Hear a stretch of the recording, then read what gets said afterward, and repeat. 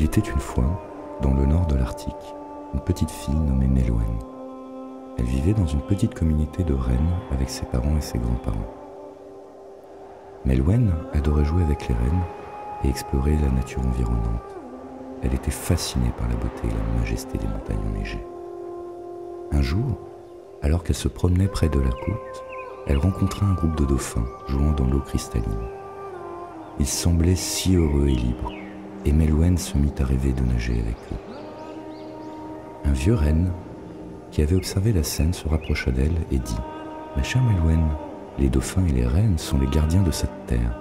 Nous devons vivre en harmonie avec la nature et respecter son équilibre. » Meloen écouta attentivement les paroles du vieil animal, et elle comprit que les dauphins et les rennes étaient plus que de simples créatures. Ils étaient les gardiens de la nature, responsables de maintenir l'équilibre et la beauté de cette terre. Meloen décida alors de rendre hommage à ces deux merveilles de la nature. Elle passa du temps avec les rennes, apprenant leur façon de vivre et leur relation avec la terre. Au fil des jours, Meloen comprit que la nature était un système complexe, où chaque créature avait sa propre place et son rôle à jouer. Elle comprit que les rennes et les dauphins étaient les symboles de la beauté et de l'équilibre de la nature. De retour chez elle, Meloen partagea ses expériences avec les membres de sa communauté.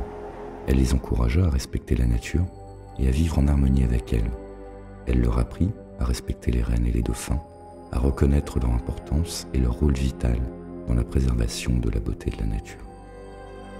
La morale de cette histoire est que la nature est un système complexe où chaque créature a sa propre place et son propre rôle à jouer, et que si nous respectons la nature et vivons en harmonie avec elle, nous pouvons préserver la beauté et son équilibre.